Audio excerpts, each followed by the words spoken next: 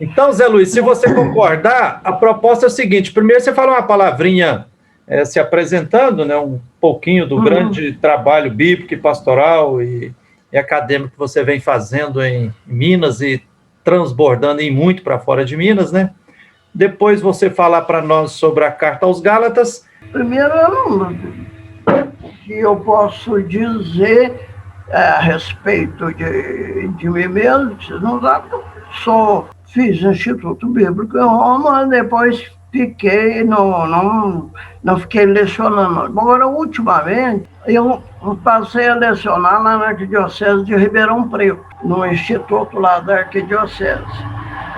E por 25 anos eu lecionei a literatura paulina lá. Então, aí eu tive que ir me aprofundando e conhecendo cada vez mais. Eu acho que a partir daí, eu estou no momento que eu mandei para alguns, mandei para o Denis, mandei para o Gilvander, eu creio que para o Jacir também, uma parte, eu estou com uma proposta, não sei, estou procurando editor, num livro meio maluco a respeito de Paulo para o povo. Aliás, eu começo, inclusive, discordando da própria escritura, da segunda de Pedro, que diz que os textos de Paulo têm umas coisas confusas, difíceis de interpretar, que muitos interpretam errado, etc. E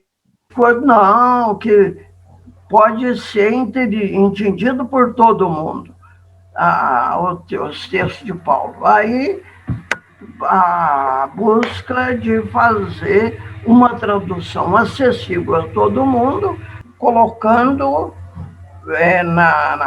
nessa tradução, nesse texto, o que eu consegui aprender esses anos, que lecionei Paulo lá na Arquidiocese de Ribeirão. Atualmente não leciono mais lá, porque depois aconteceu o seguinte: o bispo anterior aqui da Diocese não admitia que eu lecionasse para os seminaristas dele. O bispo não admitia que eu lecionasse para os seminaristas dele. Então, quando levou seminaristas aqui para Pouso Alegre, lá eles não me procuraram para lecionar lá. Depois o bispo foi embora, depois que o professor lá foi nomeado, o cara bom, foi nomeado bispo de Itabira, né? E aí, de repente, ficou faltando, me procuraram, aí eu passei a lecionar lá. Poucas vezes lecionei Paulo lá. Mas na Arquidiocese de Ribeirão foram 25 anos, né? Ou 25 semestres que eu lecionei Paulo lá. Então, é a partir disso. A questão de Gálatas, eu estive vendo eu tenho um tal dicionário de Paulo, enciclopédia de Paulo, coisa assim, que tem grande, o Calhamaço e tal. Não é publicado aí, várias editoras, uma editora evangélica, eu acho que Vida, coisa assim, a Loyola, Paulos, Paulinas, Voz, mas um cara defendendo que aí a gente fica numa dúvida. Defendendo que a região chamada Gálatas, onde estavam essas comunidades para as quais Paulo escrevia, que seria ali no sul da província romana da Galácia. Porém, lá não era chamado de Galácia, né, naqueles tempos antigos. Eram outros nomes e, por mim, não bate absolutamente com o contexto que a gente encontra na Carta aos Gálatas, né, do que acontece. É para a região norte, da região norte. As informações que o povo que morava nessa região era um povo vindo da Europa, da antiga Gália. E, inclusive, Lagrange, não é? Aí eu me baseei muito nele, não é? Nessas informações. Ele traz informações dos autores romanos da época, desde Júlio César até Tito Livio, não é? Sobre os gauleses. E então, algumas características que a gente vê com clareza nos Gálatas, da carta aos Gálatas. Agora, o livro dos Atos dos Apóstolos, aí Lucas tem dois problemas muito sérios. Ele escreve 30 anos depois de Paulo, né? 30 anos depois. Nesses 30 anos, a coisa evoluiu muito na caminhada do cristianismo no mundo. O cristianismo cresceu rapidamente. E, atualmente, na época que Lucas escreveu, o imperador Domiciano já tinha decretado o cristianismo religião proibida. O Império Romano não aceitava que alguém fosse cristão. E já começava a perseguição sistemática aos cristãos quando Lucas escreveu o Evangelho e Atos dos Apóstolos. Então, Lucas modifica muito as coisas, a história. Ele não gosta de conflito, não quer saber de conflito. Agora, na Galácia, foi um conflito seríssimo que Paulo enfrentou. Um conflito muito sério e a carta ele escreve, mandava meus alunos ler e procurar descobrir na carta o estado de espírito de Paulo. Aí para descobrir o quanto Paulo estava irritado, estava indignado com o que acontecia lá. O que acontecia? E o que aconteceu? Essa indignação, primeiro, antes de dizer a causa, mas essa indignação é oportunidade de Paulo falar, dizer aquilo que ele vive, ou dizer aquilo que ele pensa. Na hora da raiva, você diz o que pensa e não deixa nada para depois, não. E ele realmente não deixou nada para depois, não. Agora, a indignação dele a gente pode ver em vários momentos. Lá no fim do capítulo 4, por exemplo, ele diz que esse povo que está perturbando vocês com o negócio de circuncisão, tomara que chegue uma hora e eles cortem tudo fora. Apocopton, é cortar fora. Ele chega a dizer isso, mas numa... E aí, então, é ótimo para a gente sentir o pensamento dele. Apesar da indignação, ele escreve numa lógica, numa sequência perfeita. Isso aí também eu fui observando, pesquisando, refletindo e descobrindo como é que ele escreve aí na retórica semita de uma maneira perfeita. Ele começa já de início. Bom, e as cartas dele têm sempre aquele esquema. A apresentação do destinatário sempre são vários. Ele põe Paulo, Silvano e Timóteo. Paulo, Timóteo e mais não sei quem. Paulo e Silvano e não sei qual é o outro. Sempre tem 2, 3 companheiros com ele em cada carta. Das cartas incontestáveis, autênticas dele. Ele então apresenta, tem essa apresentação.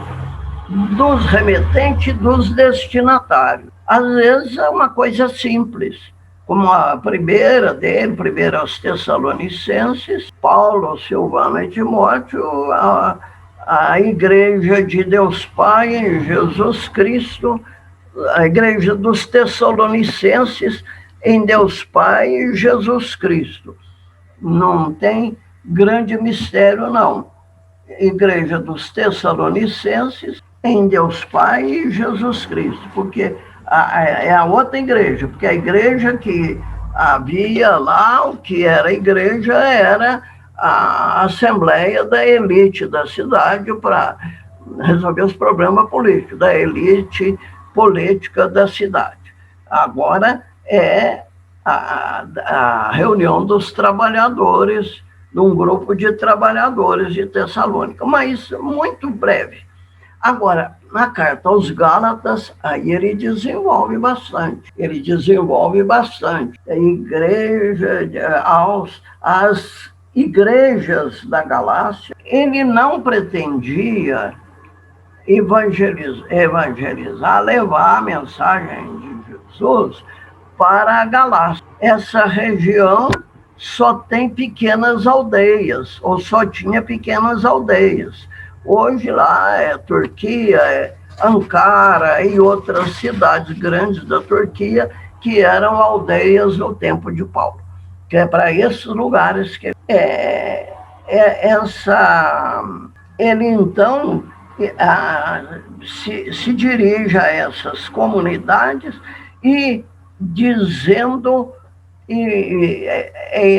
quando faz referência a Deus Pai e a Jesus Cristo, que nos livrou do pecado, nos livrou da condenação, ou coisa assim, que nós todos estávamos no pecado. Ora, já dizendo que o judeu e o não judeu, todo mundo é pecador. Embora ele próprio, no capítulo 2, versículo 15, ele fala aquilo que era um mito para os judeus, que o não judeu é que é pecador. Mas, e depois aí, ele fazia todas as cartas, ele começa com um trecho de ação de graças. Dou graças a Deus por isso, por aquilo, dando graças a Deus pelo que há de bom na comunidade.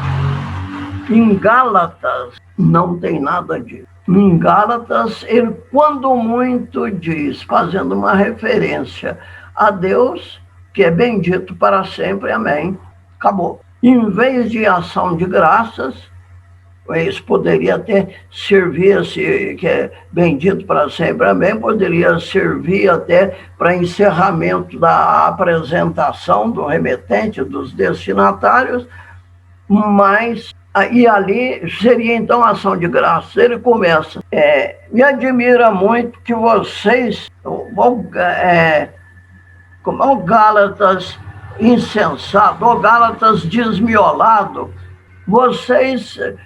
Quem ensinou vocês a seguir outro evangelho? Aí ele já vem. Não existe outro evangelho. A boa notícia que eu levei para vocês é essa, não tem outra. Não tem o evangelho com a religião judaica junto, com a cultura judaica junto. É separado. Mais adiante ele vai dizer exatamente uma coisa, que vai, aí depois ele falando da vida dele, ele diz, pela lei, eu morri para a lei. O pessoal discute muito o que é essa frase, mas eu entendo com muita simplicidade. Pela lei, eu morri para a lei. E na carta, ele faz referência àqueles que eram considerados os colunas. Quem que eram considerados os colunas, os alicerces da igreja? Pedro, João e o Tiago, irmão do Senhor. Um Tiago, parente de Jesus, que era famosíssimo, não é?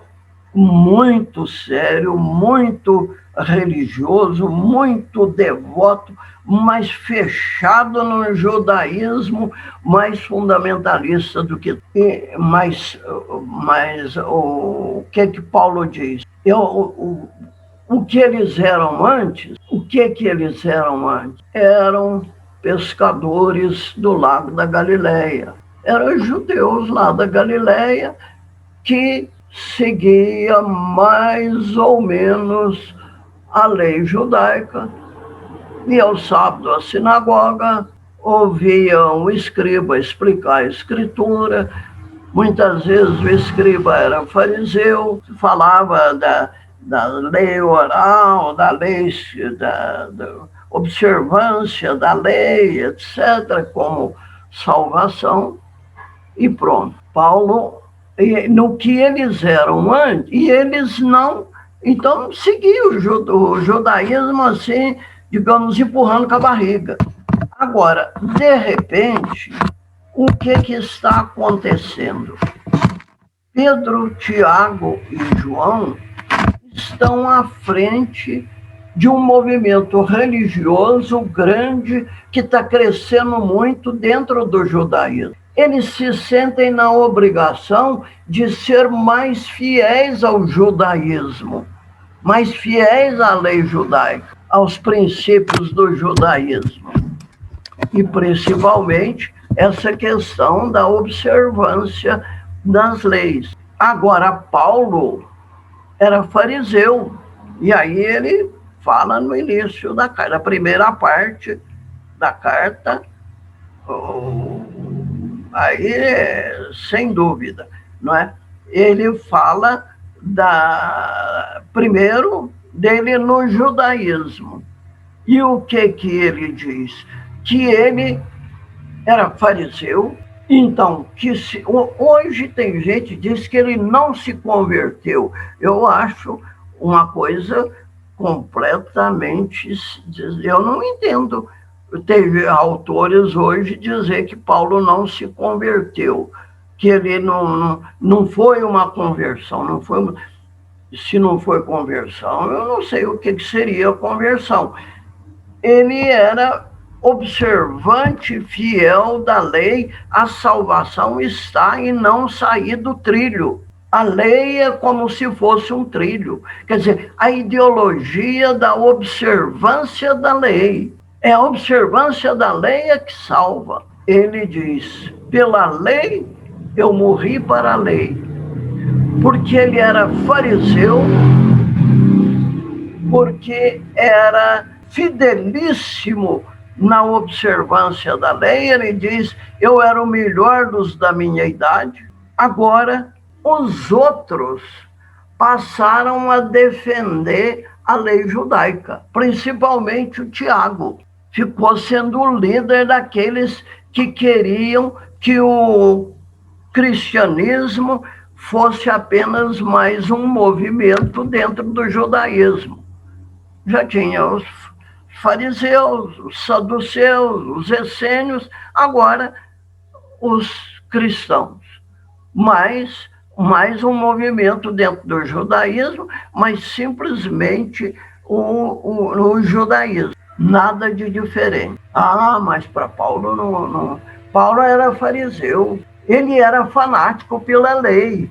Pelo seu fanatismo pela lei, é que fez com que ele morresse para a lei. Para ele aceitar que Jesus é o Messias, a salvação que Deus mandou para a humanidade, para ele aceitar isso, ele tinha que negar até a própria Escritura. Deuteronômio, capítulo 21, versículos 22, 23, ele cita mais de uma vez, não é? Que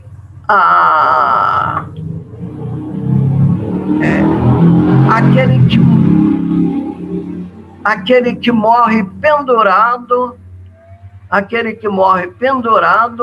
é amaldiçoado por Deus. E Jesus enfrentar a morte dos amaldiçoados, morreu como um terrorista para o Império Romano, como um amaldiçoado por Deus para os judeus, ele aceitou isso, aceitou.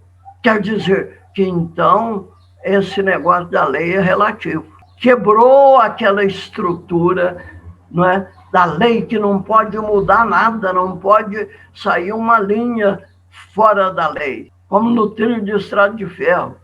Você põe um objeto um pouquinho maior no trilho, você descarrila o trem. Se sair uma coisa ali, cai todo mundo fora. Então, a lei é como um trilho de estrada de ferro. Não, é outra coisa. É obediência, é uma atenção ao que Deus diz. É uma antena ligada para descobrir qual é o apelo de Deus no momento. É o que Deus fala na realidade é que tem importância. É aí que eu vou ser obediente. Obediência vai ser sinônimo de fé oposta, como noção oposta à lei, à observância da lei. É muito claro isso em Gálatas e depois em Romanos, não é? Mas então, a carta agora. Uma introdução brava, não é? Admira que vocês tão depressa tenham mudado para um outro evangelho, mesmo que olha a indignação dele. Mesmo que viesse um anjo do céu a nos falar para vocês um evangelho diferente daquilo que eu ensinei para vocês, seja anátema, seja colocado para fora, seja excluído. Não aceitar uma pregação diferente. Mesmo que eu ensinasse uma coisa diferente, vocês tinham que me excluir. Porque não é possível outra coisa. A salvação em Jesus Cristo acaba com aquele modelo de observância cega da lei escrita e oral. Não é a lei que salva, não é a observância da lei que salva, é a fé de Jesus Cristo, a obediência de Jesus Cristo, que lá em Filipenses ele fala até a morte de cruz. Ser fiel a Deus, não a palavra da Escritura, não a lei, não observante da lei, mas fiel a Deus até a morte dos amaldiçoados. Aí essa introdução. Depois, então, ele tem estruturado aí com a retórica semita, ele tem ele vem, fala primeiro Paulo, judeu. Ele no judaísmo, perseguidor dos cristãos. Depois, Paulo e Pedro. Fala que foi a Roma conversar, a Jerusalém conversar com Pedro e João e Tiago. Depois, a igreja de Jerusalém e o evangelho de Paulo, no centro do quiasmo. Depois, Paulo e Pedro, aí ele fala do conflito com Pedro, e depois Paulo judeu novamente, aí incluindo Pedro com ele.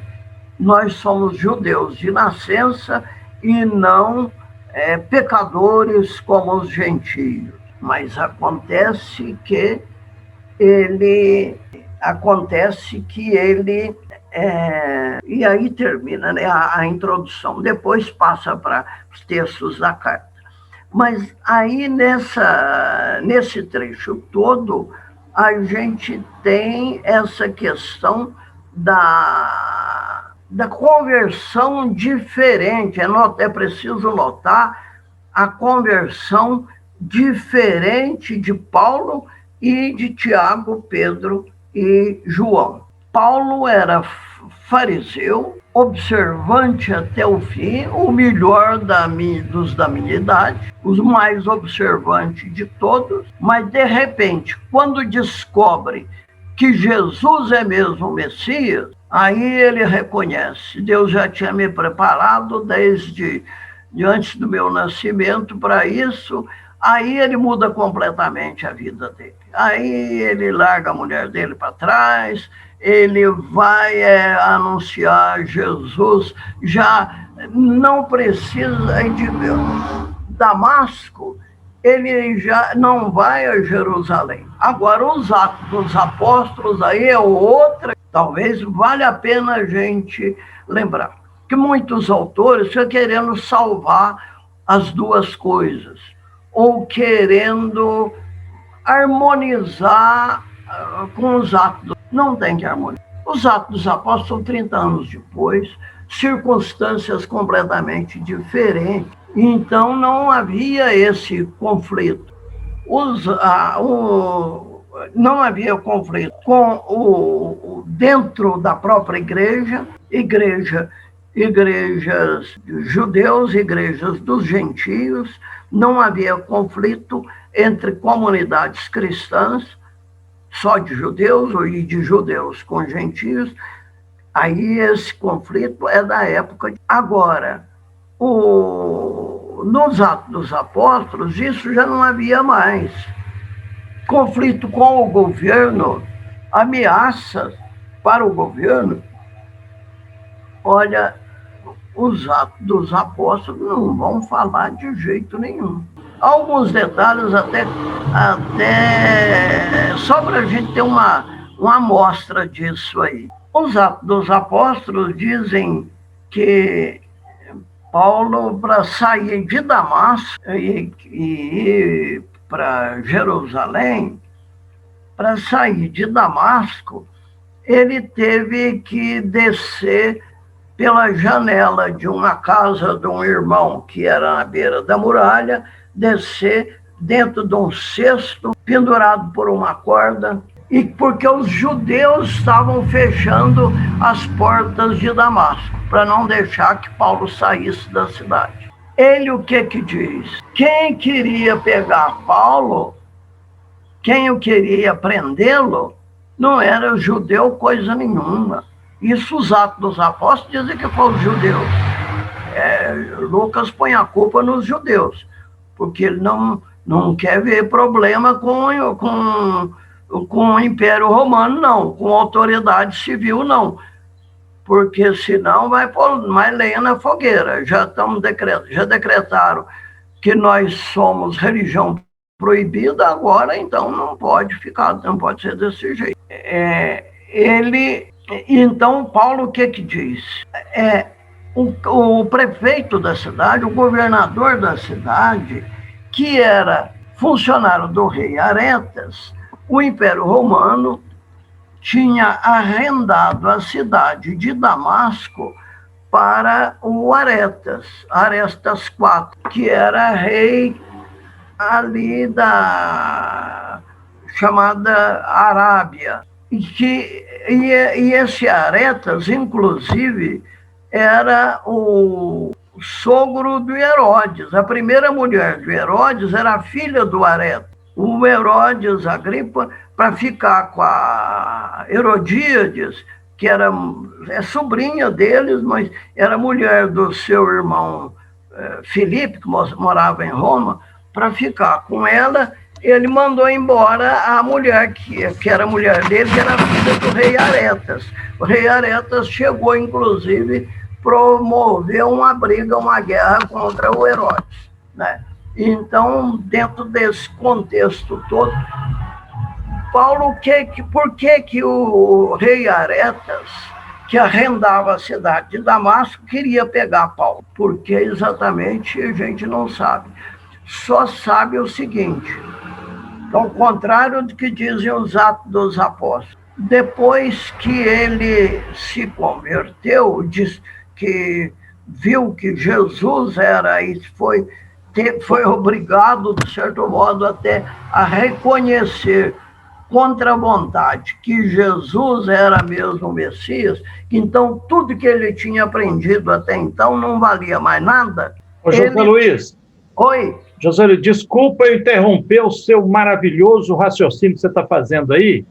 Só quero chamar a atenção para um detalhe aqui de técnico. Paulo então diz, foi o rei Aretas que mandou o governador da cidade, que era funcionário dele, prender Paulo, pegar Paulo. E ele teve que... Aí o episódio como tal, que para sair da cidade ele teve que sair pendurado num cesto pela janela de uma casa de um irmão ao longo da muralha. Isso aí é inegável que aconteceu. Agora, não foi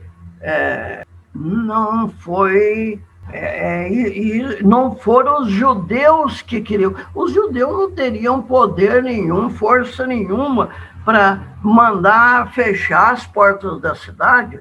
A cidade tinha administração, tinha um governador que era funcionário do rei Aretas.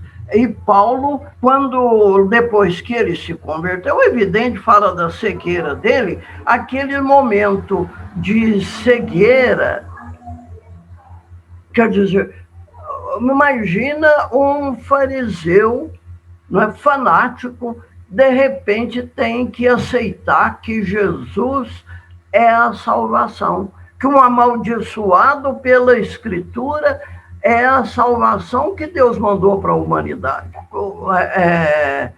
Agora, os judeus não teriam força para impedir que Paulo, para fechar as portas da cidade, para impedir que Paulo saísse da cidade. Foi o rei Aretas. Agora, por que Lucas põe os judeus culpados? Para não culpar a autoridade pública, a autoridade civil. O cristianismo não está em conflito com o Império Romano, não. Não tem problema com o Império Romano, não. Os judeus aqui estão brigando, tá certo?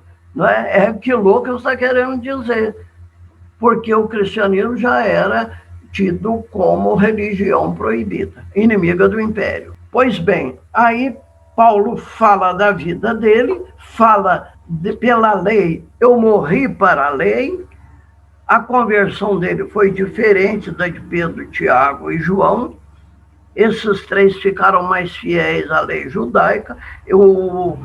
Tiago, então, violentamente assim, e aproveitar alguns que Paulo chama de falsos irmãos infiltrados no meio de nós. E ele não poupa, não poupa palavras, não é? Falsos irmãos que se infiltraram no meio de nós para nos tirar a liberdade que nós temos em Jesus Cristo. A liberdade de ser independente da lei e não ficar nos trilhos de uma lei. E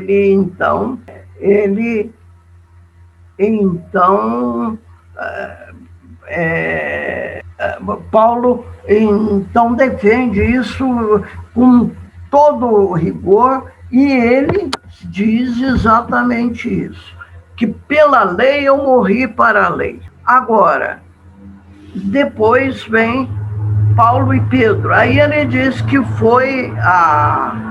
ele já tinha saído, repare, ele já tinha saído para pregar lá na Arábia, na região do Aretas. Tanto que depois o Aretas mandou prendê-lo. Quando ele voltou para Damasco, Aretas mandou prendê-lo.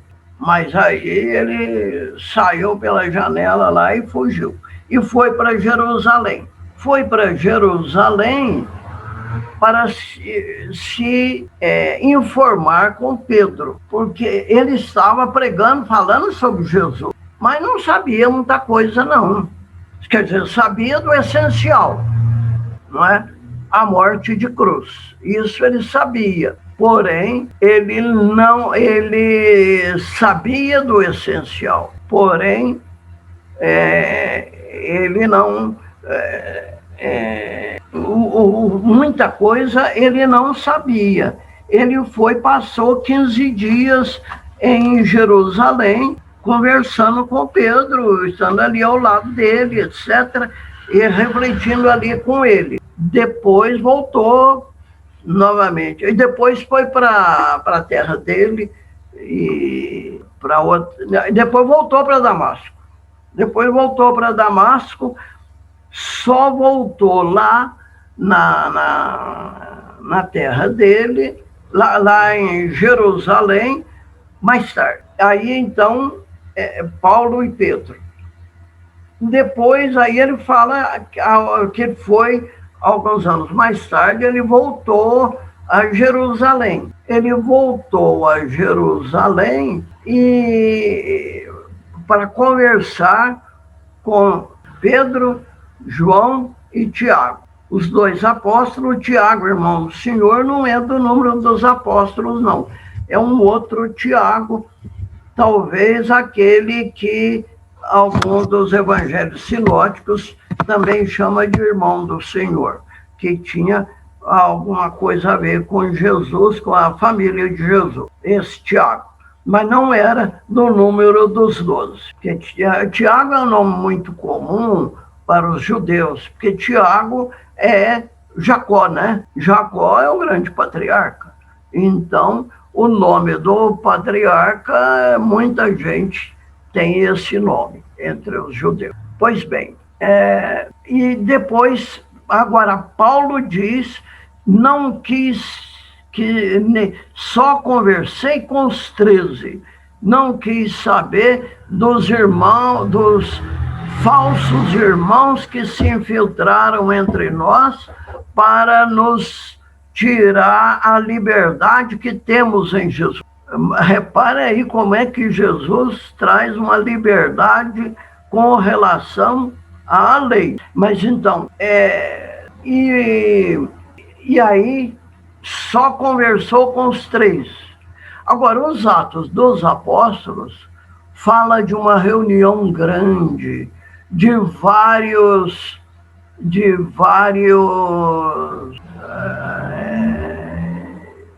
uma reunião grande de muita gente participando, né? Os 12 apóstolos, os anciãos e mais não sei quem, um monte de gente participando da reunião. Paulo diz, não tinha ninguém não, só conversei com os 3.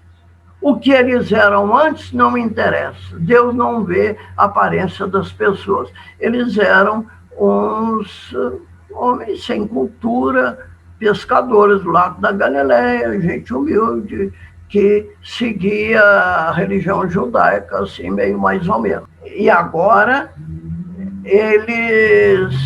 e aí depois, mas eles deram a mão a mim e Barnabé. Aprovaram a pregação nossa e a formação de comunidades de cristãos gentios e judeus e de cristãos gentios só. Na Galácia eram só cristãos gentios. Da Galácia, aí propriamente, era a comunidade de cristãos gentios e só cristãos gentios. Não havia conhecimento nem familiaridade, muito menos com o judaísmo. Por isso, aí veja algumas leituras que se fazem. Esse tal dicionário de Paulo, que eu citei agora há pouco, vários autores aí internacionais, tal, falando da Galácia, diz que eram aquelas comunidades, aqueles lugares lá que os Atos dos Apóstolos falam da primeira viagem apostólica de Paulo, ali do sul. Mas ali o esquema de Paulo, de Lucas, é o mesmo. Paulo vai à sinagoga, prega sobre Jesus, aí há um entusiasmo muito grande da parte dos prosélitos e tementes a Deus. Quer dizer, os prosélitos e tementes a Deus são gentios que tinham se judaizados ou estavam se preparando para judaizar.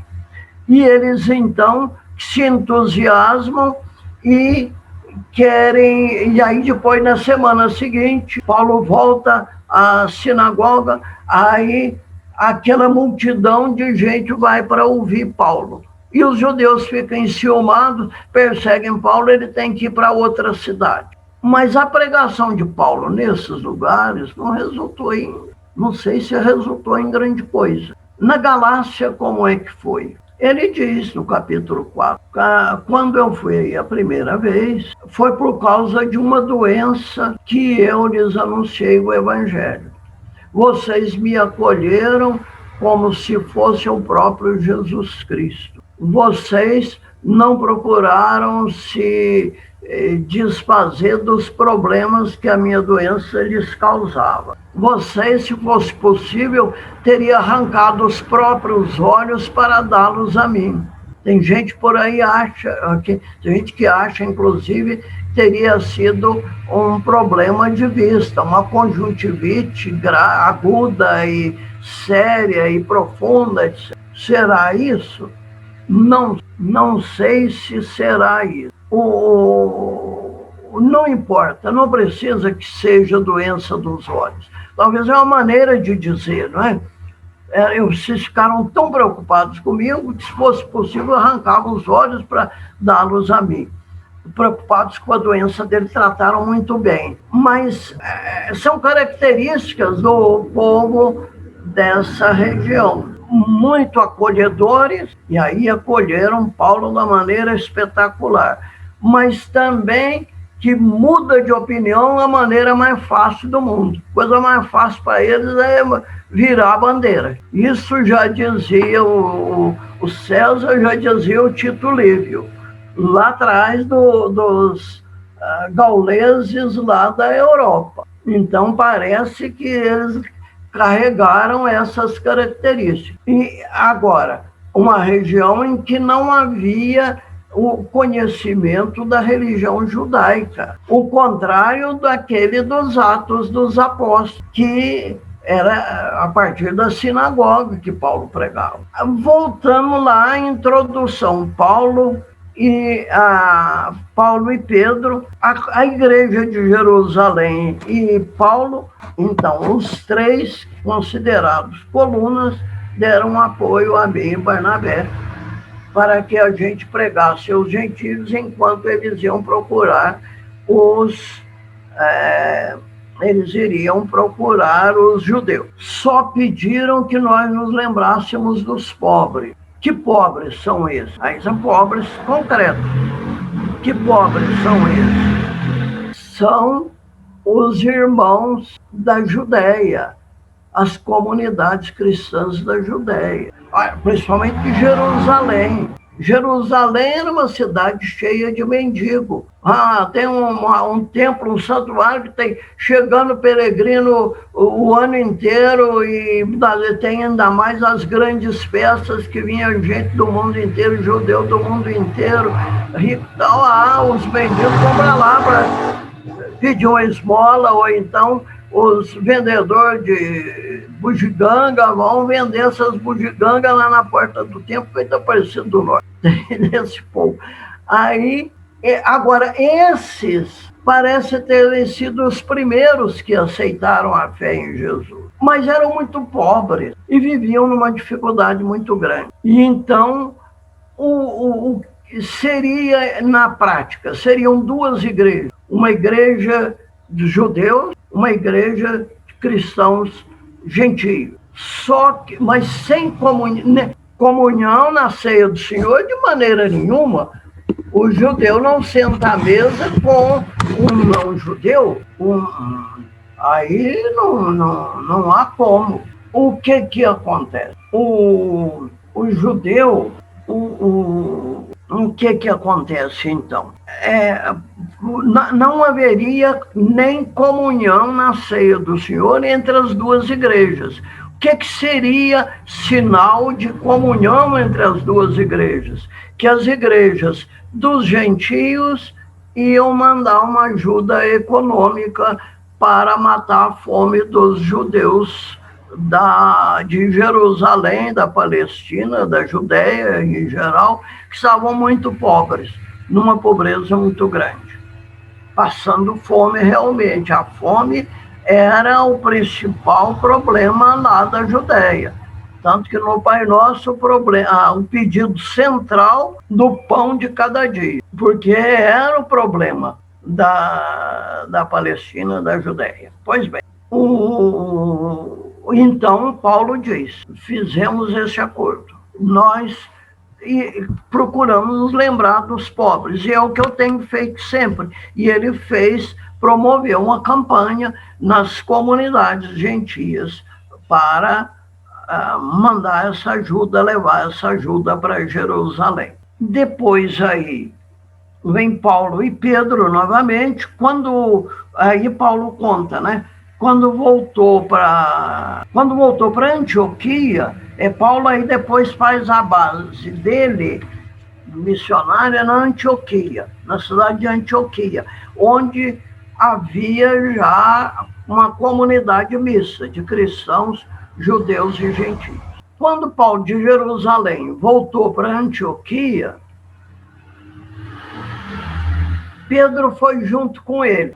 Chegando lá, estava participando das refeições, principalmente aí a ceia do Senhor, junto com os cristãos gentios e judeus e todo mundo, tudo misturado, sem preocupação. De repente, chega lá alguns fulanos se dizendo emissários de Tiago, levando talvez uma carta de Tiago e dizendo que essa carta dizia que era para tomar cuidado com essas misturas, que não devia misturar o cristão gentio com o cristão judeu. Que o judeu cristão não podia se misturar com o cristão gentio, não podia comer junto. E aí Paulo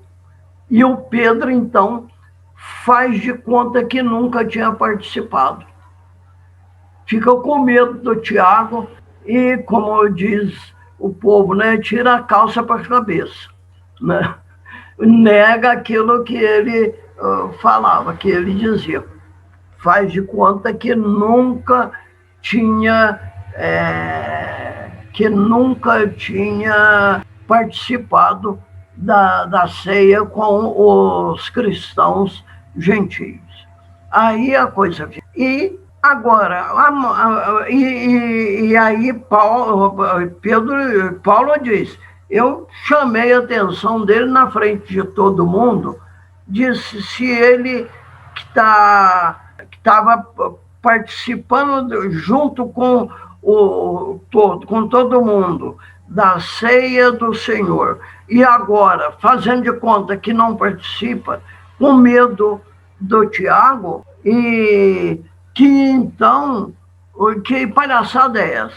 Que hipocrisia, né? Hipocrisia é palhaçada mesmo. Então, que palhaçada é essa? E chamei a atenção dele. E o Barnabé também seguiu Pedro.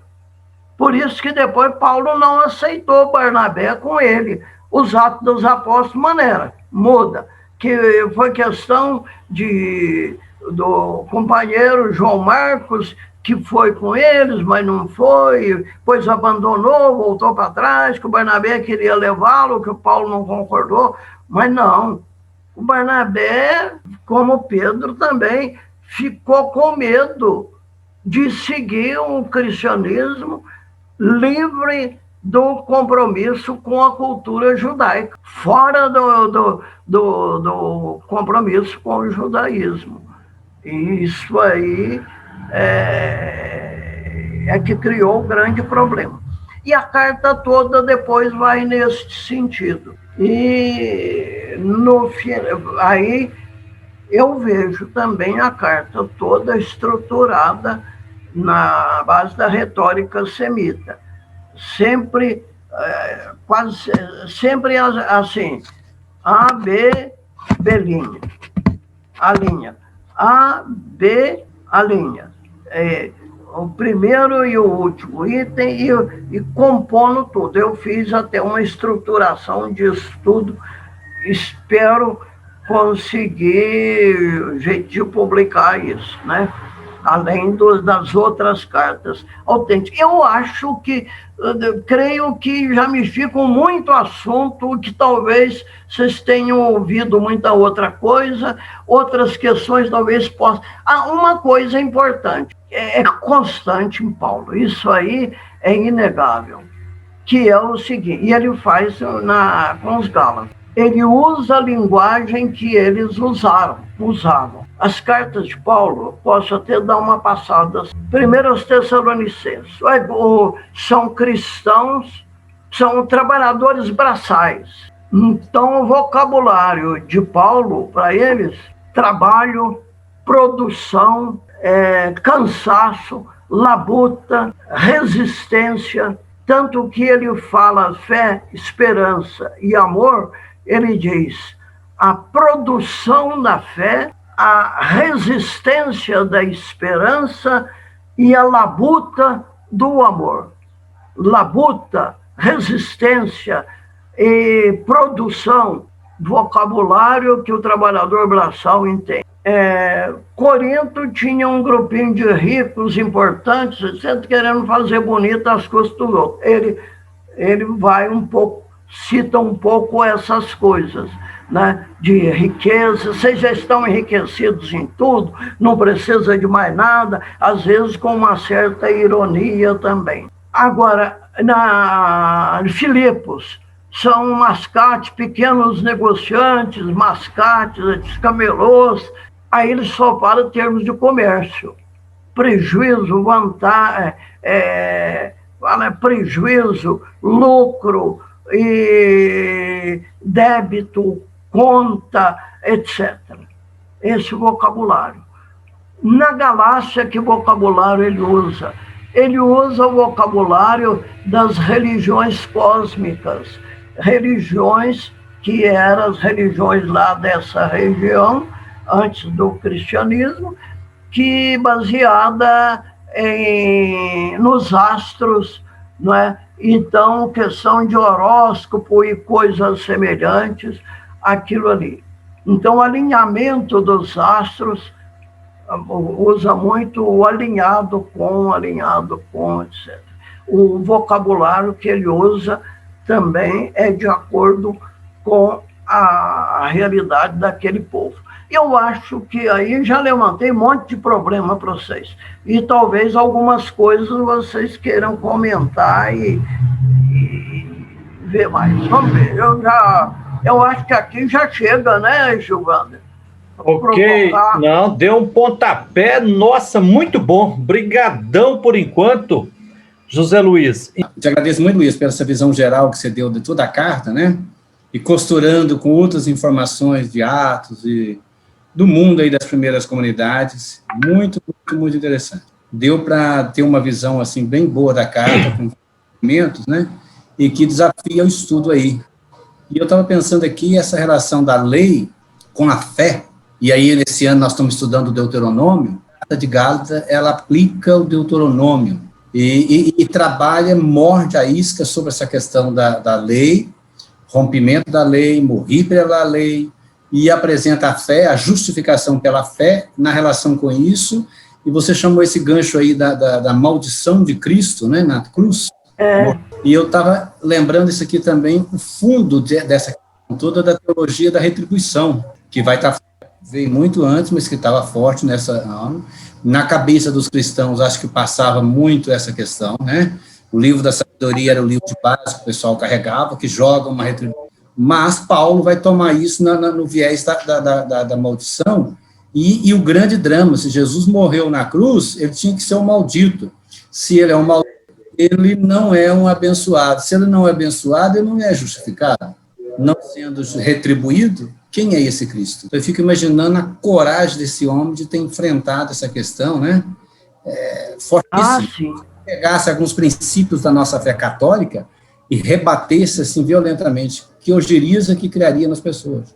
E uma formação fundamentalista, né, na escritura, e de repente tem que derrubar. Pela lei, eu morri para a lei, não tem dúvida, né? Eu acho que essa é a melhor explicação, ele próprio dá, né? Paulo, na verdade, ele era um fundamentalista quando ele era fariseu, judeu. Sim, né? Como fariseu, ele deixou de ser fundamentalista, por isso que eu acho esse jogo lei, atribuição, fé e fundamentalismo é um gancho interessante da carta de Gálatas. Como que nós podemos, né, continuar sendo fundamentalistas, não fazendo o salto que Paulo deu em relação a isso. Sim. Não, ele deu... o que eu digo, dizer que não foi conversão não é possível, não é? Porque se isso não é conversão, o que é a conversão? Não é verdade? Veja, é a lei que salva. Tanto que esse Jesus que vocês estão falando, isso é uma loucura dizer que ele é o Messias, que é a bênção, que é a salvação que Deus mandou para a humanidade, pois ele é amaldiçoado por Deus. Se está na Escritura, está na Bíblia. Maldito aquele que morre pendurado. Justamente. E aí?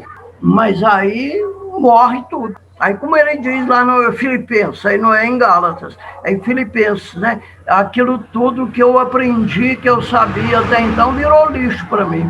Não é brincadeira, não. A gente mandar tudo que a gente já estudou, já aprendeu até hoje, jogar fora tudo, hein? Não vale mais nada.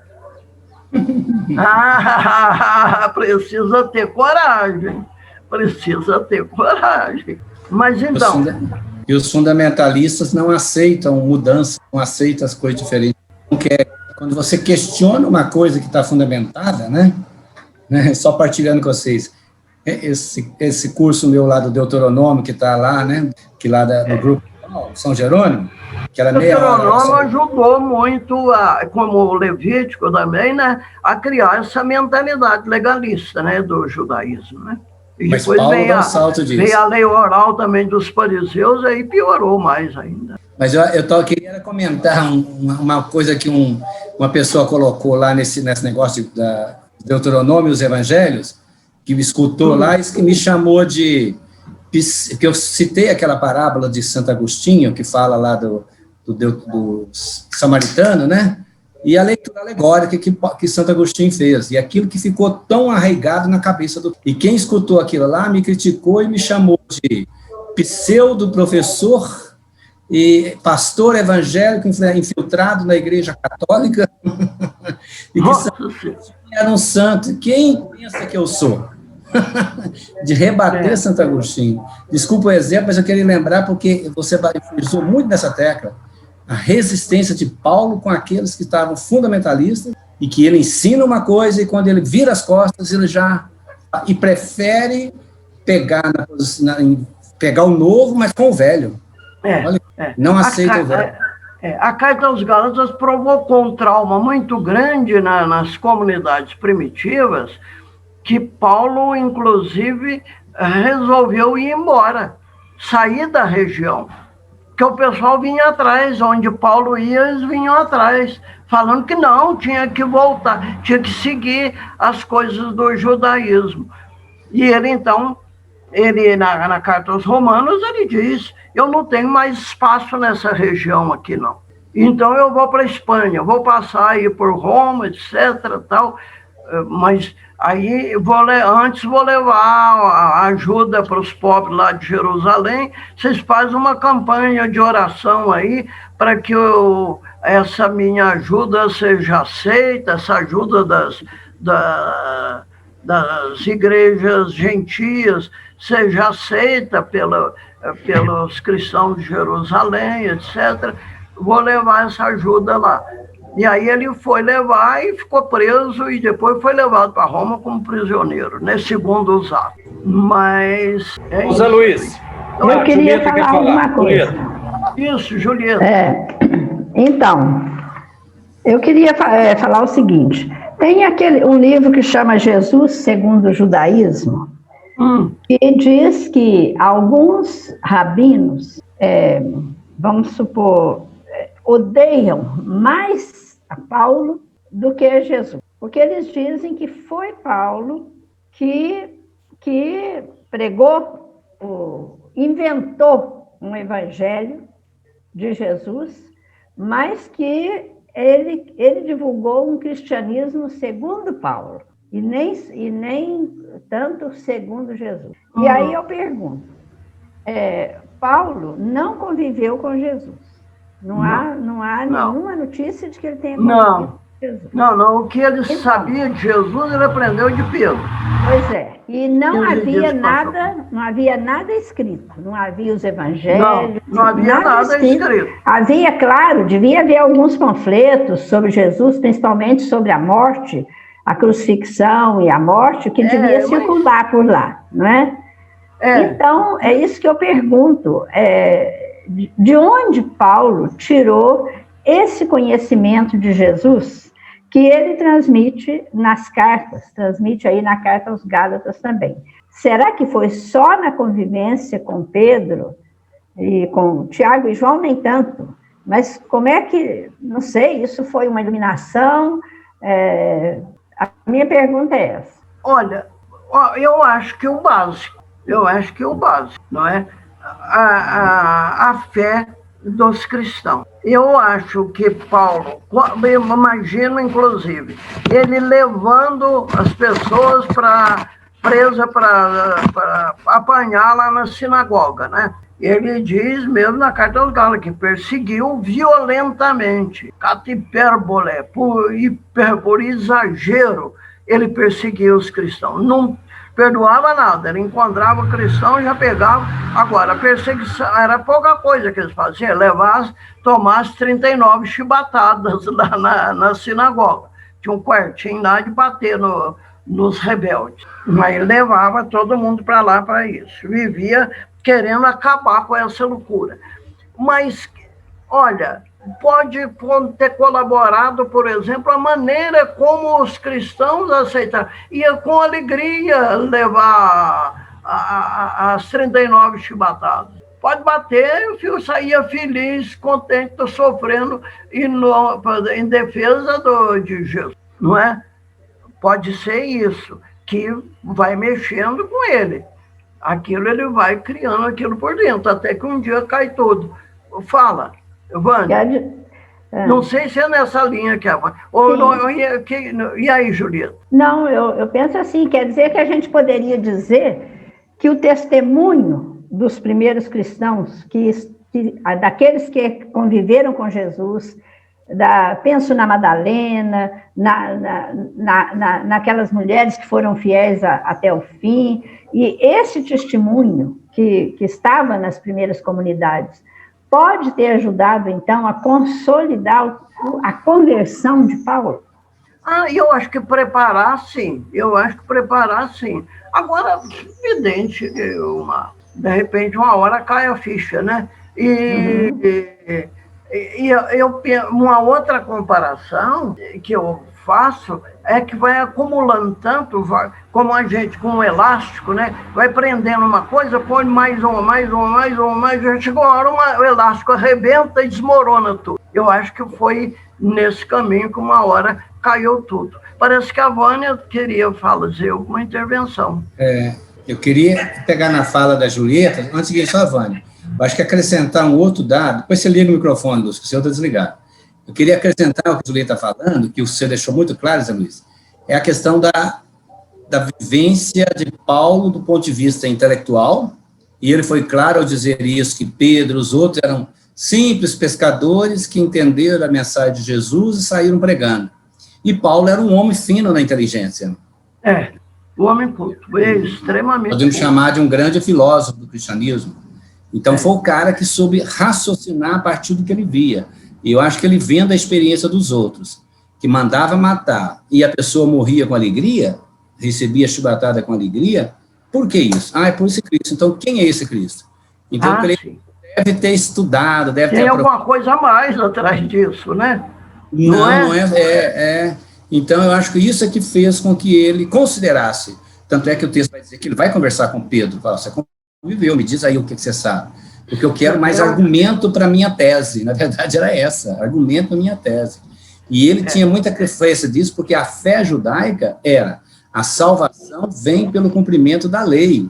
E ele, na prática, esse pessoal, que o grande segredo de Jesus era curar pela fé. Você tem fé, você está curado. E ele deve ter entendido isso. O movimento da fé. É a fé que me leva à salvação. Agora, eu acho que aí fica por detrás, procurar entender, eu acho que vai ser um desafio para a gente também nesse estudo, o que significa justificação pela fé em Paulo, na carta aos Gálatas, por exemplo, e não só no escrito todo dia. O problema é uma questão complicada. Não, a fé, aí precisa a gente entender o que é fé, né? Justamente. Não é aquele negócio mais vale a fé do que o pau da barca, não. Não é acreditar no milagre, não. Não. Né? Ser fiel, é fidelidade. O Império Romano era aquele modelo de fidelidade, cada um fiel ao seu patrono, cada um fiel ao seu patrono, até chegar a um que é fiel e até chegar no principal, que era o imperador, né? Cada um fiel ao seu patrono. Agora, aqui não é ser fiel a nenhum patrono, não. Se fiel a Jesus Cristo. Fidelidade a Jesus, que foi contra a Escritura, aceitou uma morte contrária à Escritura.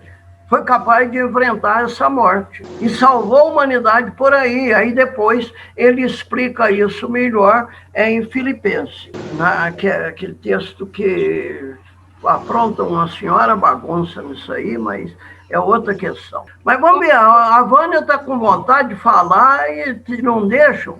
Vamos lá, Vânia. Sou eu, Lúcia. É você, Vânia? Você também? Porque Sim. eu também estou querendo falar. Então eu falo depois de você. Ok, Lúcia. Eu quero falar e perguntar. Eu também estou querendo. Terceiro lugar, então. Tá bom. Marisa. Vânia, você. Professor José Luiz, quando Paulo diz, eu morri pela lei, essa análise é viável fazer no sentido de que, como até o Frei Jaci já comentou, intelectual, uma pessoa estudada, uma pessoa que tinha muito conhecimento, e eu morri pela lei. Essa lei, esse morrer daria um sentido a que ele, analisando a vida de Jesus, tentando entrar nos seus caminhos, e a lei, esse tempo todo, o matou porque o fez fazer maldades, fazer perseguições, seria mais ou menos dentro dessa linha? Não, eu morri para a lei, ou quer dizer o seguinte, a lei morreu para mim, eu morri para a lei, eu era fanático da lei, para mim tudo era a lei, era observar tudo certinho, está tudo marcado, o que a gente deve fazer. Agora não está nada marcado. Agora você tem que ver o apelo de Deus no momento. Se for para ir contra a Escritura, vai. Entende? Tá certo? Aí esse negócio de lei morreu para mim. É a ideologia da lei que morreu para ele. Acabou para ele. Eu morri para a ideologia da lei. Assim como Jesus Cristo. Claro. Então, agora sou eu. Fala aí. Você viu, Zé Luiz? Muito prazer. Foi muito boa a sua fala, muito tranquilo. Você tem conhecimento demais que a gente nem consegue segurar. Viu? Muito obrigada. Mas eu fiquei com algumas dúvidas, mas também bom demais. Mas também tem uma coisa que o Frei Jaci também já mencionou, essa questão da lei. Não sei se só para Paulo, tá? Mas, na verdade, para Jesus também, isso eu que interpreto assim. E eu acho que Paulo teve a liberdade suficiente para reinterpretar a lei. Qual lei? Não a lei do Deuteronômio, a lei primeira, a lei de Deus, que é a lei do amor. Então, isso para mim parece que já está resolvido. E Paulo teve essa segurança para fazer isso, porque ele não ficou só repetindo o que se falava. Ele pensou em tudo aquilo que ele ouviu e juntando, ele pensando na lei primeira, que é o amor, que está lá no Decálogo, ele se encheu, se plenificou de Jesus. Eu falo Jesus, eu não falo Cristo, não, tá? É Jesus. Então, ele vê Jesus com uma liberdade muito grande e aí ele reinterpreta aquilo tudo. Jesus, ele pensa, eu acho, Jesus reinterpretou também a lei, porque quando diz assim, eu não vim tirar nem um pingo da lei, Jesus, e para mim, e eu acho que para Paulo também foi a mesma coisa, ele não veio tirar nada daquela primeira lei. As outras leis que foram colocadas depois foram leis excludentes do puro e do impuro, do não pode comer com fulano, não pode fazer isso, mulher é impura, mulher não pode fazer isso. Então, aquela lei da exclusão veio depois. Então, eu imagino, quando a Julieta perguntou aí, o que veio na minha cabeça foi isso. Paulo se sentiu bastante livre para pensar Jesus como aquele que segue a lei primeira, a lei fundamental, que é o amor. E dentro dessa lei fundamental não tem que fazer circuncisão, não tem que lavar as mãos aos pés ou a cabeça, ou sei lá o quê, ou desse jeito ou de outro. Não precisa disso. E aí você toca na questão da fé em Jesus e da fé de Jesus, que nesse caso de Paulo, para mim, ela está junta. Ele tem tanta fé em Jesus que acredita que Jesus também tem essa mesma fé que ele tem em Deus, o Pai, que é o Pai de nós todos, tá? E aí tem só uma coisinha que aí já é uma dúvida, essa questão de Cristo. Paulo falava em Cristo, ou se isso foi nas traduções? Porque naquele tempo não se dizia tanto isso, eu acho. Isso é uma coisa. A outra lei, a questão da lei, tem um trechinho aqui do Gálatas que ele fala, parece até que contradiz a carta de Tiago, quando ele diz assim, mostra minha fé sem obras, que eu te mostro a fé pelas obras. Isso foi Tiago que disse. Mas Paulo fala diferente aqui na carta, tá?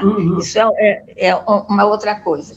E a outra coisa que ele coloca aqui, pelo menos nessa tradução que eu tenho aqui, eu li algumas traduções e não está do mesmo jeito, mas na tradução da Pastoral diz assim, a fim de resgatar os que estavam debaixo da lei, quer dizer, sob o domínio da lei, de modo que recebêssemos a adoção de filhos.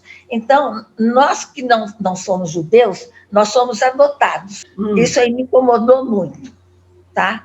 E ainda tem outra coisa também que me incomoda um pouquinho, que até outro dia eu meio que falei com o Frei Jaci, essa questão de filho da mulher livre e filho da escrava. Agar, e Agar de Sara. Que a carne. Por que a carne? Vai me dizer que o filho da Sara também não foi fruto da carne?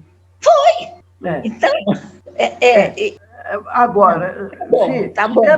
Peraí. Lúcio, o que acontece é o seguinte, a lei que se fala aí quase sempre a ideologia da lei, não é determinada lei, não. Pela lei eu morri pela lei, pelo apego àquela ideologia da lei. Quer dizer, o que é essa ideologia? Que é a observância da lei que salva. Não é.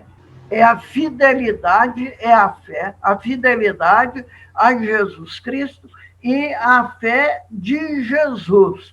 Inclusive na tradução que eu fiz, aí em Gálatas mesmo, eu mandei para alguns, eu não sabia, as pessoas que mandei o texto meu de Gálatas, né? E em alguns lugares que traduzem a fé de Jesus, eles interpretam a fé em Jesus, e eu não.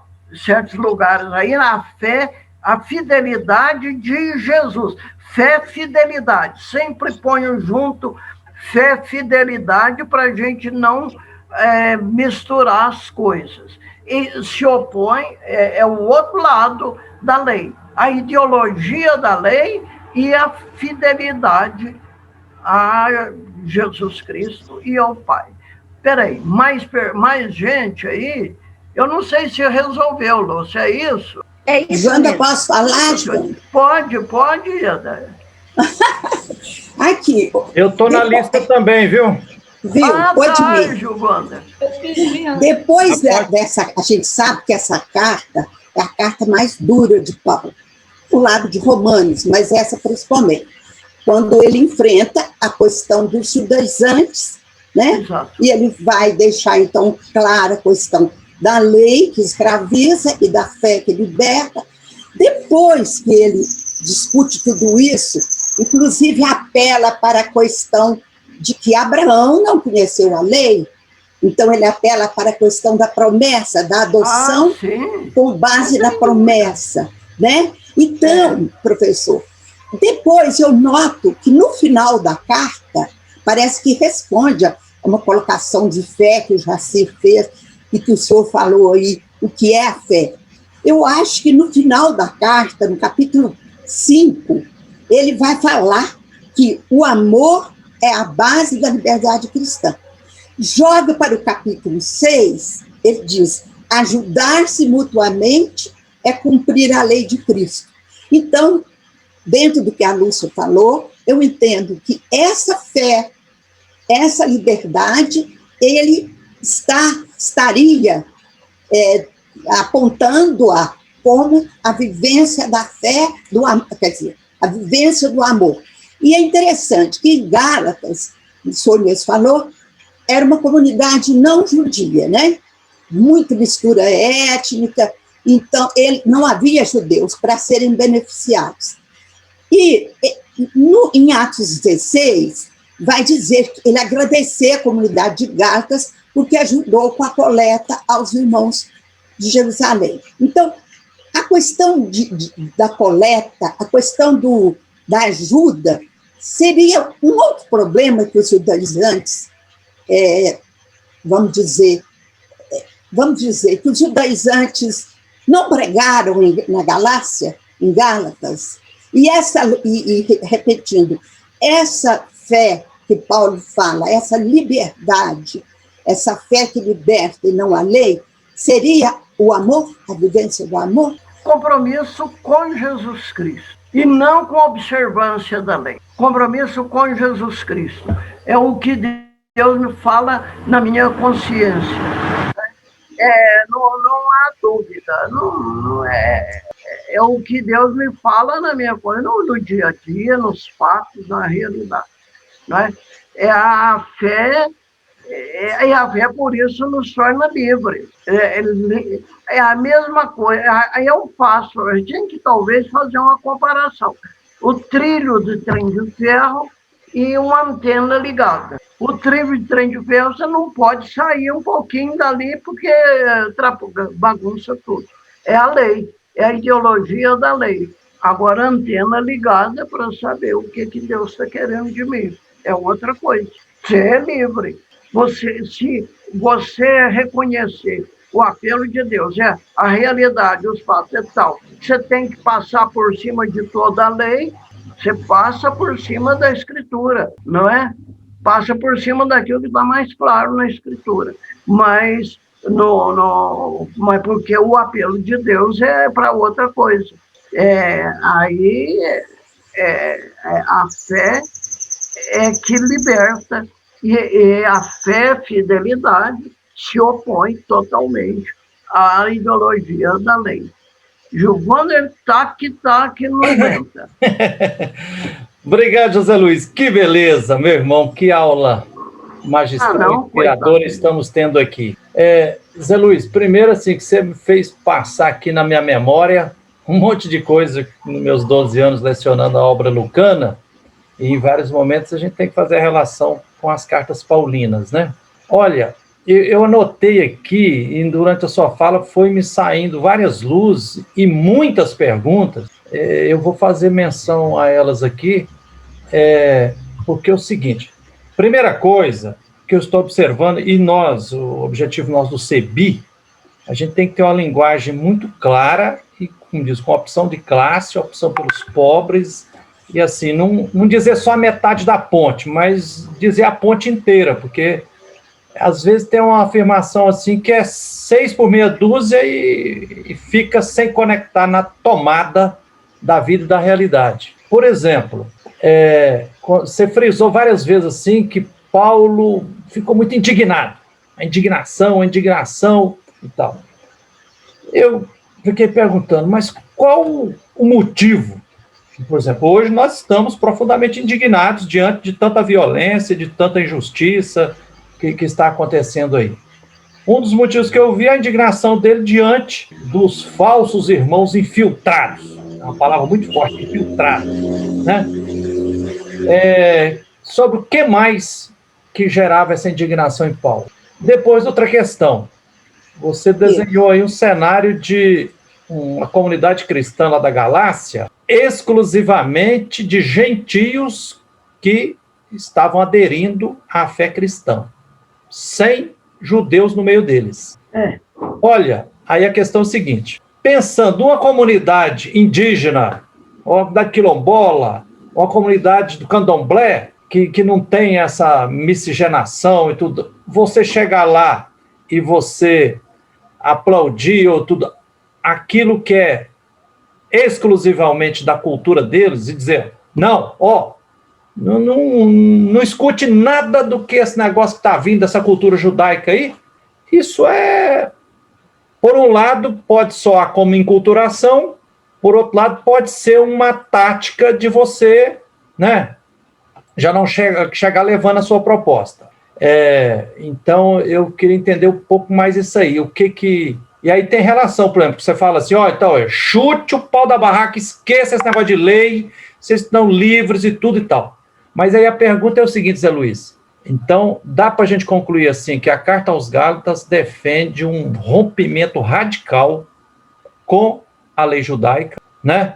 Interpretada aí nos seus rigorismos e tal, ou que lá em Atos dos Apóstolos vai dizer, as comunidades foram superando várias barreiras e a barreira principal é a circuncisão, então esqueça.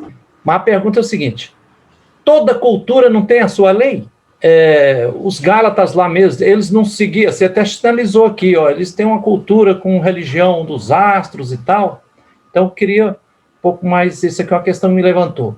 Depois me chamou a atenção também que você frisou Paulo escrevendo eminentemente de uma forma comunitária, Paulo e Silvano, Paulo e Timóteo, Paulo e outro tal. Então, como é que essa relação, a liderança, o protagonismo do apóstolo Paulo, como missionário, e o comunitário aí? Por exemplo, aqui nós somos uma equipe, essa equipe de biblistas ou de assessoras do SEB Minas, que há quase 30 anos escreve esse livrinho anualmente, mês da Bíblia, o esforço nosso é escrever da forma mais comunitária e colaborativa, e a gente se corrigindo mutuamente, Então, eu queria trabalhar um pouquinho mais. O que significa essa insistência de Paulo e Silvano, e Paulo e Timóteo, não é só eu, né? Outra questão, você frisou também que Paulo entendi, né? Ele ficou indignado com a assembleia da elite que já existia lá, dos cidadãos, que eram 5, 10%, e que ele apontava e queria fortalecer uma eclesia, uma outra carral, uma assembleia. Seria uma assembleia, como é que era isso? Era um povo escravizado? Em contraposição? Porque lá você fez também, aí junto com isso me veio aquela outra questão. Quando você fala lá em Gálatas 2:10, porque ele fala assim, a única coisa que nos pediram lá para superar uma questão da circuncisão, nós pedimos, não, tá liberado, mas não esqueça dos pobres. Aí você chamou a atenção, os pobres lá de Jerusalém. Mas não tinha pobres também na Galácia? Ou se tinha, qual a diferença entre eles, né? Sim, não tem dúvida. Lucas parece, lá em Atos, parece que propõe a questão da coleta, mais como uma tática política, assim, mesmo que eles pensam diferentes, nós vamos ser solidários economicamente para a gente manter a unidade na diversidade aí, vamos ver, né? Última questão que ficou me intrigando aqui, aliás, estão vários aqui, mas eu não vou ficar colocando tudo aqui, qual o contexto de fato social e político, né?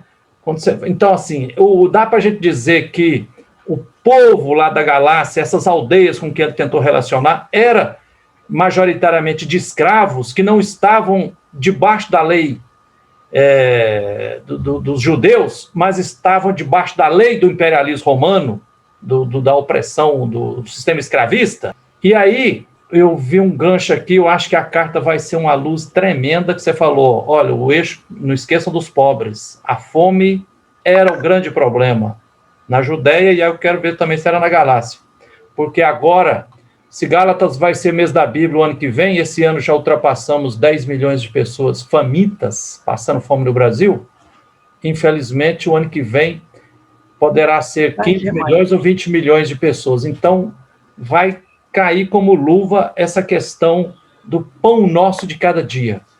É algumas das questões. Outra questão é o seguinte, você fala assim, né? Por exemplo, fé, a diferença entre fé em Jesus Cristo e fé de Cristo. Ou você adiantou. Fé não é acreditar, você não falou, mas eu entendo a diferença que eu faço assim. Fé que o apóstolo Paulo defende como instrumento para a justificação e a salvação, não é acreditar num conjunto de dogmas, de doutrinas, mas é uma postura existencial de acreditar num estilo de vida salvífico. Como é que é esse estilo de vida? Viver a partir da partilha. Aí a última pergunta que você falou assim, que parece que marcou muito Paulo o fato da morte de Jesus, dele ser crucificado e condenado. E aí eu pergunto, mas não marcou indelevelmente também Paulo o testemunho das comunidades cristãs, da partilha, da sociabilidade, de tentar viver de forma que não existisse pobre no meio deles? Espera aí, vamos de coisa por coisa, não sei, tem uns até que eu não vou, se eu não lembrar, você repete, você reclama de novo. A questão de pobre, a situação econômica dos gentios, das comunidades, né? Comunidades como tal, as comunidades de Paulo, as comunidades gentias como tal, varia. Em Corinto havia, a grande maioria era pobre, mas não miserável, não passando fome, como passavam fome lá em Jerusalém, na Judéia. Não é? E também na Galileia. Galileia também. Aí, essa época, já estavam, o negócio já estava fervendo lá na Galileia. Os sitiantes perdendo tudo, tendo que viver de assaltos. Quando eles assaltavam uma caravana romana, os alimentos eles distribuíam nas aldeias que o povo estava passando fome. Isso aí é na Judéia. Agora, nos outros, em Corinto, por exemplo, havia um grupinho de ricos, importantes e filósofos que queria mandar na comunidade. O problema de Corinto é muito sério nisso aí. E Paulo está sempre defendendo os outros. Né? E ele diz, mas não era uma coisa tão miserável como era na Judéia. Agora, e na Galácia também, era gente pobre, humilde. Paulo ficou lá porque ficou doente. Ele não tinha intenção de falar, de evangelizar a Galácia, não. Ele ia para as grandes cidades do Império, desobedecendo a ordem de Jesus, que não, ele sabia, Pedro falou para ele, né, mas é quando Jesus manda os apóstolos nas aldeias da Galileia. Aí não precisa levar comida, levar dinheiro, nada. Você vai disponível, pronto para comer o que eles tiverem, mas fica 2 dias no lugar, vai para outro, pertinho, as aldeias, etc. Paulo tinha que viajar, tinha que pegar navio, tinha que pagar passagem, passar dias e dias viajando a pé, etc. Ele, então, tinha que trabalhar e ter o dinheiro dele para... aí é outro. Mas as comunidades gentias, apesar de serem pobres, por exemplo, você falou algumas coisas aí que eu posso ter provocação, que eu falei de Tessalônica, que é diferente da Galácia, tá? Tessalônica que eram trabalhadores braçais. Primeira vez que sai no Novo Testamento a palavra igreja para identificar um grupo cristão, uma comunidade cristã, ou um grupo de cristãos que se reúnem, a primeira vez que sai essa palavra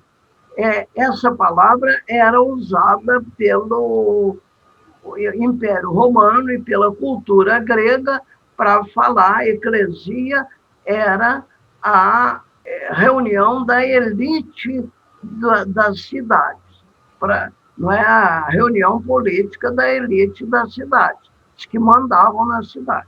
Agora não. E como também eclesia é que os 70 traduzem Carral e Arvé, comunidade de Javé. Mas junta tudo isso na mesma palavra. Agora, que você falou dos companheiros, logo no começo, tem uma coisa. Na Galácia, na carta aos Gálatas, ele não diz o nome de nenhum companheiro. Eu e aqueles que estão aqui comigo. Não cita nenhum companheiro. Por que que ele não cita nenhum companheiro? Que essa briga agora eu vou comprar sozinho. Então, ele não põe o nome dos outros, não. Eu e os que estão aqui comigo, tá bom? O que mais, Giovanni? Não, é isso. Essa questão da lei, a liberdade na lei. Mas não seria assim, negar a lei tal e qual ou negar simplesmente uma determinada interpretação da lei, que você chamou de ideologia da lei, ou seria tipo um anarquismo? Ou seria acolher a lei do povo autóctone lá da Galácia? É um anarquismo mesmo, mas nós temos um guia, um farol lá na frente, que é Jesus Cristo. Que é Jesus, que sacrifica tudo em favor dos outros, que realiza o oposto do pecado, que é o ser humano querer ser igual a Deus. Não é? Ele não pretende roubar a igualdade com Deus. A Filipenses é uma tristeza, porque o pessoal, já desde São Jerônimo, também ele já foi condicionado, na tradução da Vulgata, ele foi condicionado pelas discussões cristológicas do tempo dele. Mas não tem nada a ver. Jesus é um novo Adão, é o começo de uma nova humanidade. Agora, é a ideologia da lei. É a lei que resolve? Vamos fazer um regulamento bem detalhado que vai resolver? Não, senhor. É o Espírito que resolve. Onde há o Espírito de Jesus Cristo, aí há liberdade. Se não, é lei, mais lei, mais lei. Tá certo? Tá certo. Então, obrigado. Tem que diminuir as leis. A irmã Marisa está querendo falar. Faz tempo. Eu gostei muito do que você disse, que eu penso... Está dando para ouvir? Está dando para ouvir, sim.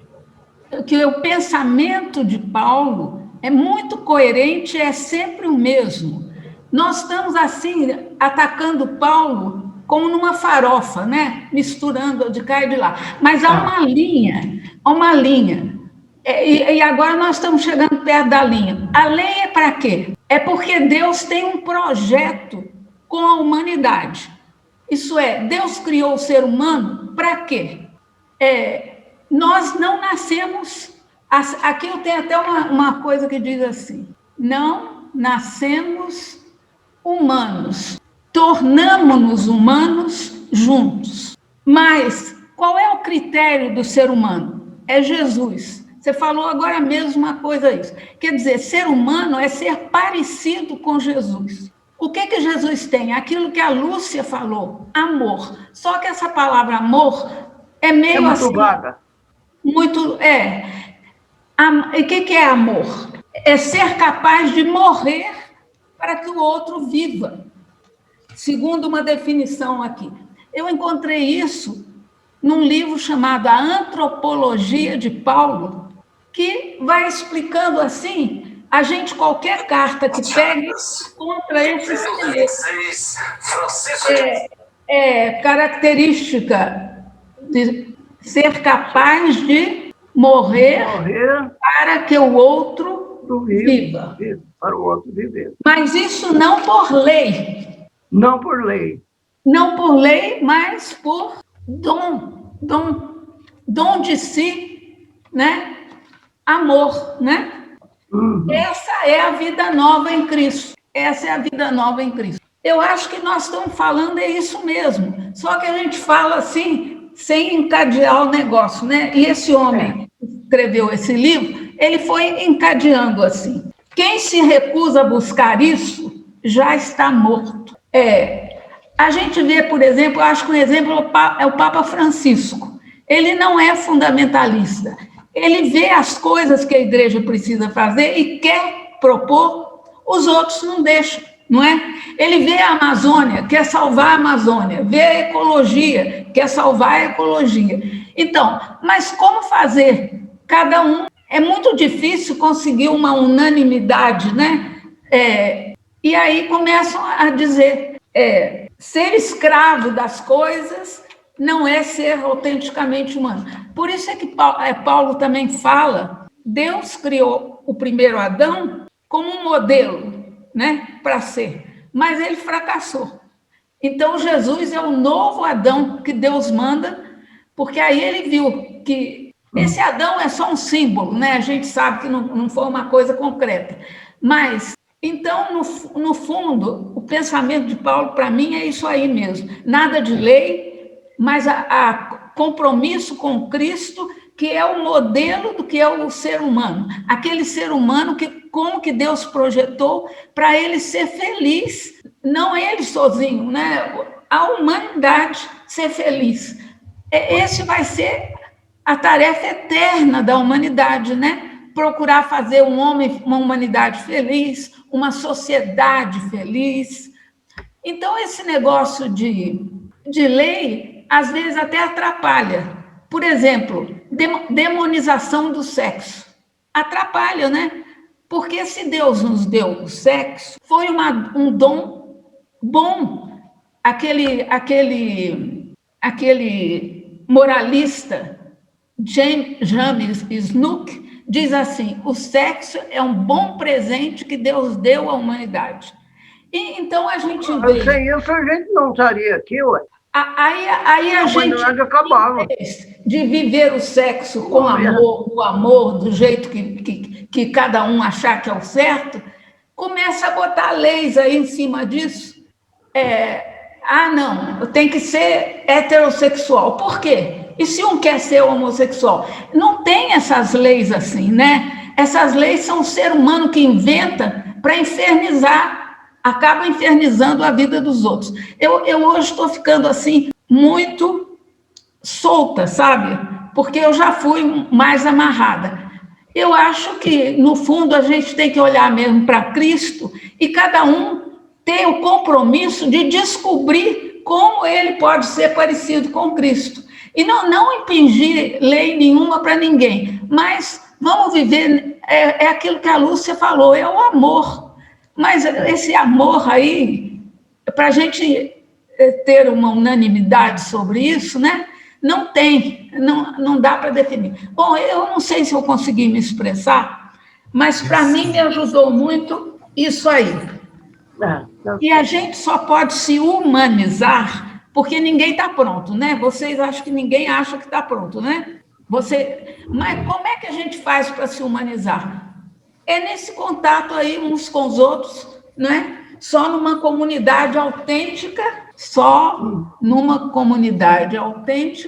podemos humanizar-nos. Por isso é que Paulo fazia questão de fazer comunidades. Aquela comunidade vai humanizar. Então, pequenas bolhas de humanidade autêntica. A meta é ser livre. Mestre, devagar, Marisa, mostra devagar o letreiro aí.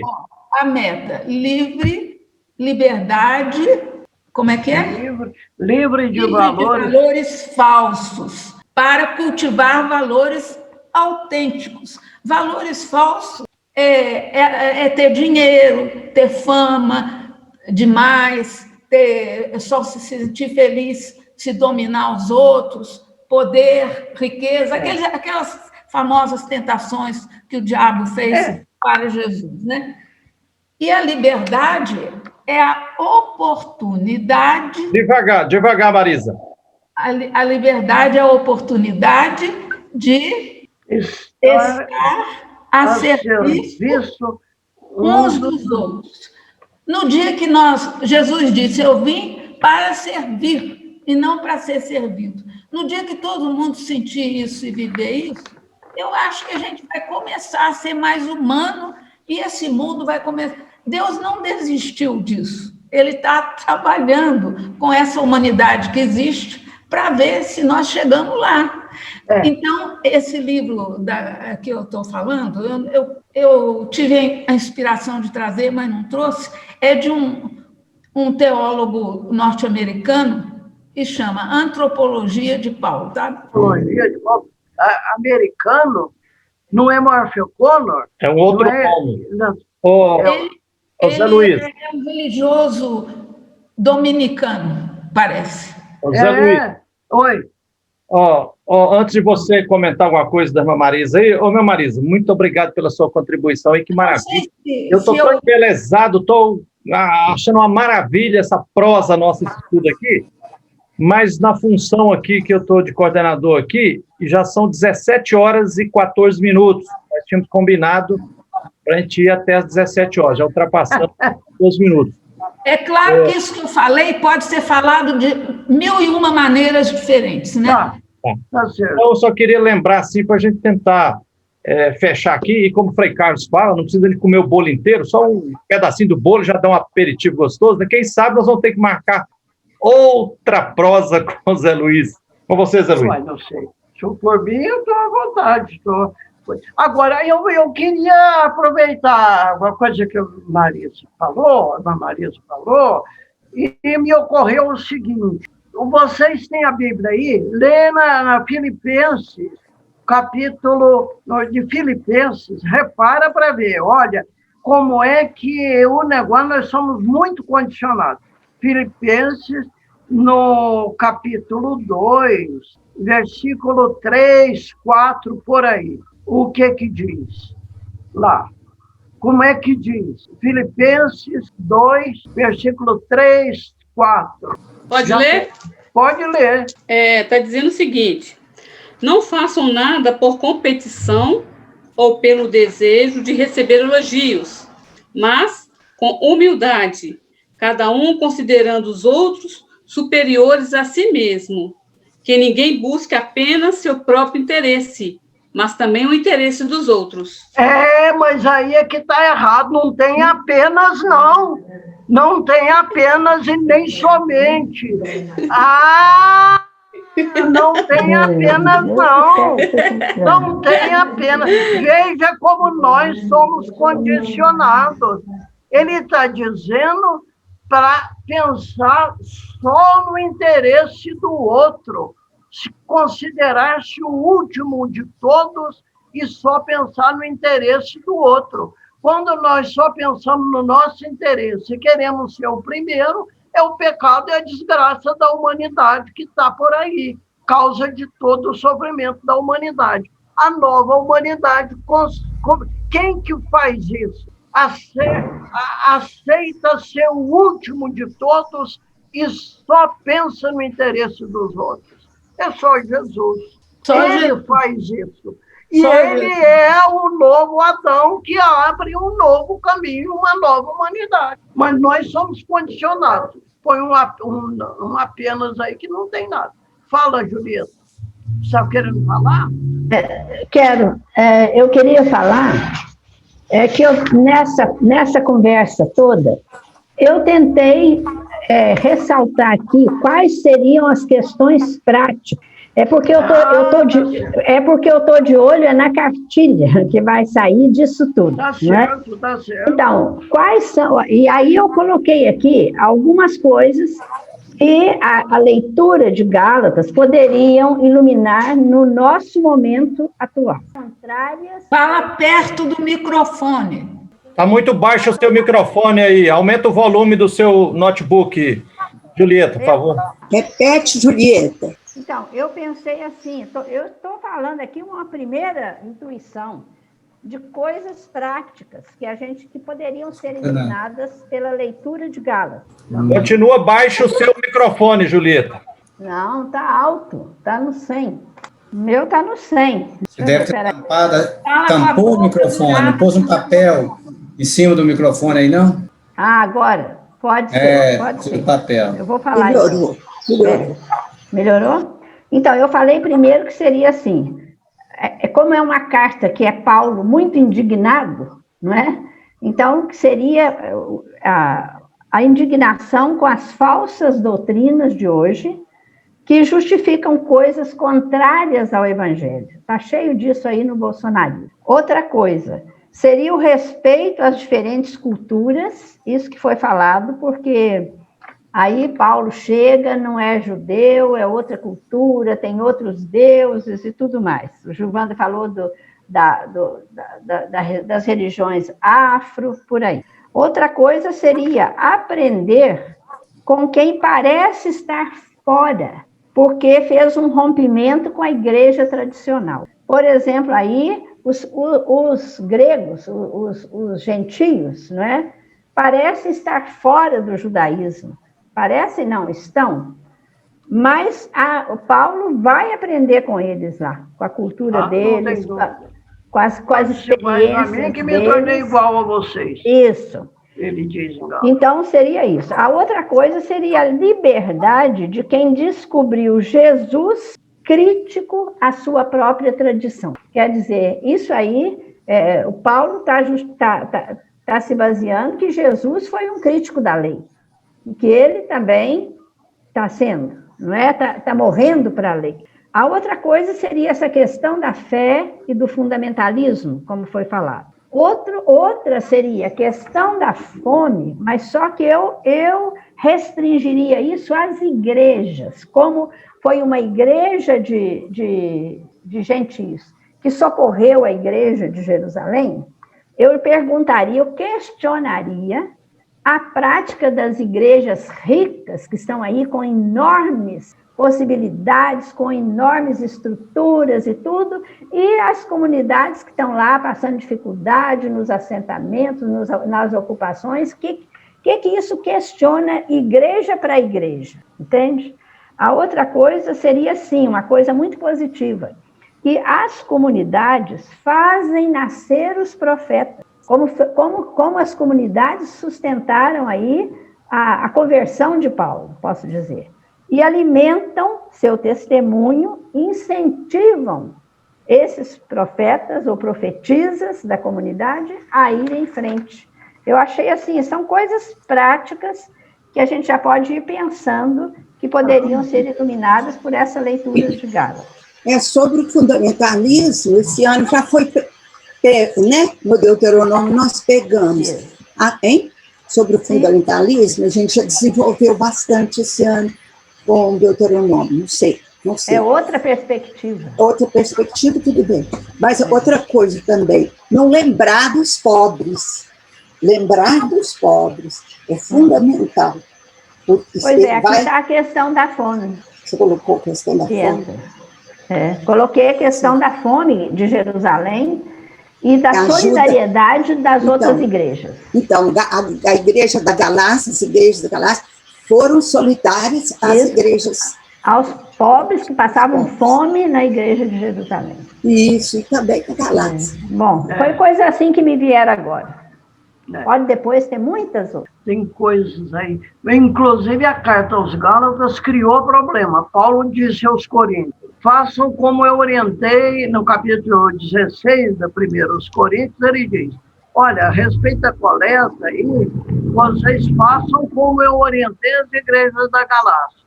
Primeiro dia da semana, quando vocês se reunirem, já cada um já deixa separado aquilo que conseguiu guardar. Para que aí, quando a gente for buscar, já tenha uma quantia maior, não ficar esperando eu mesmo ou alguém do grupo nosso e aí para recolher as coisas. Então, agora, acontece... 1 Coríntios, quando eles, é 1 Coríntios 16. Quando ele escreve os romanos, pouco depois, algum tempo depois, Depois da carta aos Gálatas, ele diz: as comunidades da Macedônia e da Acaia resolveram fazer a campanha. Uai, cadê a Galácia? Não falou mais na Galácia. Dá a impressão de que a briga foi tal que ele acabou perdendo, tendo que entregar. Não sei. Tá bom? Mas chega. Não chega? Eu tenho que sair, Gilvanda, eu não vou esperar mais não, tem que sair, terminou meu tempo. Eu também, eu vou ter que ler. Um biblista nosso aqui estourou um negócio no olho aqui, tá com sangue no olho, eu vou ter, marquei às 5 da tarde para levá-lo no hospital. Então, se não tiver coisa muito grave, alguém querendo colocar, eu gostaria de encerrar por aqui, agradecendo do fundo do nosso coração, nosso querido José Luiz Gonzaga Prado. Agradecer o Denis, que possibilitou esse contato. Exatamente. Denis, brigadão, meu irmão. Nossa gratidão sempre aí. Ótimo. Só quero agradecer ao professor José Luiz pelas belas palavras, pelo ensinamento e por compartilhar conosco esse Paulo tão maravilhoso, né? De uma certa forma. Obrigada. Boa tarde para todos. Obrigada, Zé Luiz. Boa tarde. Obrigadão, Zé Luiz. Você deu um monte de chaves de leitura para a gente se apropriar melhor dessa carta aos Gálatas. Obrigado, Julieta. Você deu várias pistas aí de assuntos, pistas concretas, que servem tanto para a cartilha quanto para o nosso texto base também, né? Obrigadão a todos. Aqui uma tentação me veio, eu vou cair na tentação. Terminar com uma oração inspirada em Paulo. Vamos lá. Tá bom?